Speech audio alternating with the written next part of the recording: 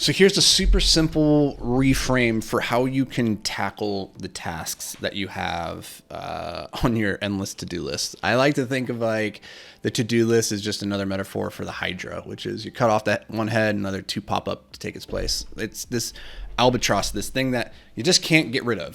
And so the harder you try with your to-do list, I think the more frustrated you're going to become.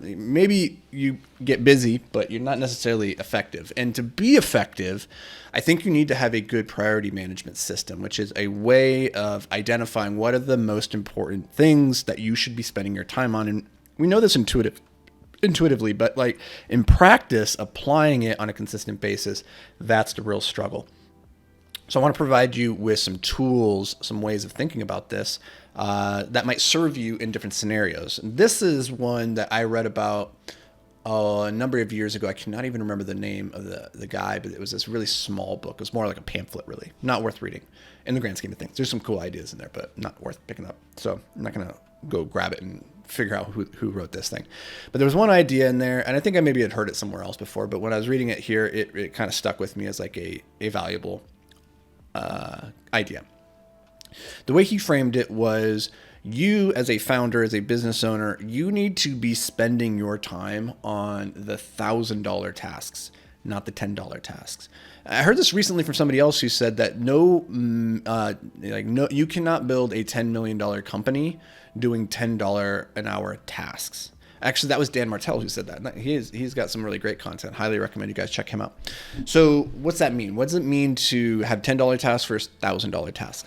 A $10 task is something that you could pay somebody $10 an hour to do. Like you could pay somebody $10 an hour to, I don't know, like maybe not these days with inflation, but like let's say $20 an hour. You could pay somebody to come in and clean your apartment, to do your laundry, to do your dishes. Like you could pay somebody to do those things. They're not value additive to your life. You doing them does not add more to your bank account. It can be outsourced. And so the way to think about this is if you have an aspirational hourly rate of say $1,000, like if you say that's what my time is worth is $1,000, I need to be working on things that only bring in or have the potential to bring in $1,000. Then you start to look at your to-do list very differently, and you start to categorize things as, okay, if I could outsource this for less than $1,000, I would be better spent hiring somebody to do this thing for me rather than doing it, because say it costs $500 for me to hire this thing out. That means I could hire it out for $500. I could spend that hour doing my $1,000 task, and I would still be coming out $500 positive while also having done the other thing. So that's a way of thinking about this. Now in practice, like, I don't know what your aspirational rate is. Maybe, it's $100. Maybe it's $200. When I was first starting out, it was much, much, much lower than it is now. It starts to grow and expand over time as the things that you could be working on become more and more potentially valuable. But the way to think about this, I think, is really valuable in the sense that it gives you a lens through which to look at what you're trying to accomplish.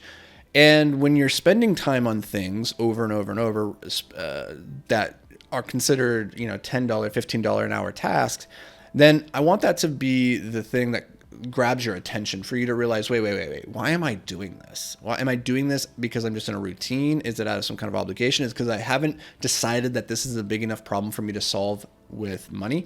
Because as my mentor once said, if you have a problem that can be solved by money, you don't really have a problem. And I would encourage you to think about your money as a tool for buying back your time. That's the name of Dan Martell's book. I haven't read it yet, but it is sitting right here on the floor. I'm excited to dig into it because I'm sure there's a lot of great concepts in there. But you should be using your money to buy back your time so that you can spend that time how you want to, or on the higher value tasks that only you could do. And so for me, an example of, say, $1,000 an hour task would be writing, because only I can write what I have in my head. Maybe doing this podcast. I can't hire somebody to do this podcast for me. However, on the back end of this, once I'm done recording, it's not a good use of my time to do the editing, to do the distribution or any of that stuff. So the content creation is my $1,000 an hour task, what I'm doing right now. But then everything else on the backside, somebody else should be doing that. And in the beginning, full disclosure, 3 years ago when I started my very first podcast, which is Multifamily Investing Made Simple, for the first 50 episodes, I did everything. I did the content, I was the talent, I did the editing, I did the distribution, I did it all because I wanted to understand how to do it and what a good result was so that I could outsource it. I could delegate it and hold somebody accountable to an outcome. When we delegate things a little bit too early, sometimes we don't know what a good outcome looks like. And so we're at the mercy of that person and the information that they give us as the expert. And so we're kind of forced to take their judgment at face value. And that's not always a good thing. So I do recommend not outsourcing things until you have done them yourself, so you understand what goes into it. But once you've done that, like, you don't need to be doing your dishes or your cooking or your laundry. These are examples. For me, those are things that I hate doing. I don't get fulfillment out of them. If you do, then do them. If that's like your meditative practice, you love cooking, by all means, go for it. But if you don't, and it's distracting you or pulling you away from your work and building your business, then give really serious thought to outsourcing that. Now, as a founder, as a entrepreneur, CEO, one of the very first hires you should make is an executive assistant, somebody who can take the admin stuff off of your plate, the emails, the schedule management, all of that stuff ends up being things that need to get done to lubricate the machine that is your life. However, it is not the most important part of the machine, and it is ultimately you in the driver's seat driving the machine to the destination. That's the important part, not you changing the oil of the machine. So I just wanted to share that with you guys because it's a cool framework that I found some value in, and hopefully it kind of gives you a new lens through which to view your priority management.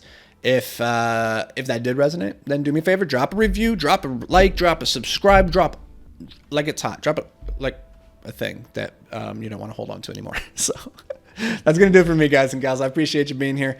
Catch you in the next episode. Peace.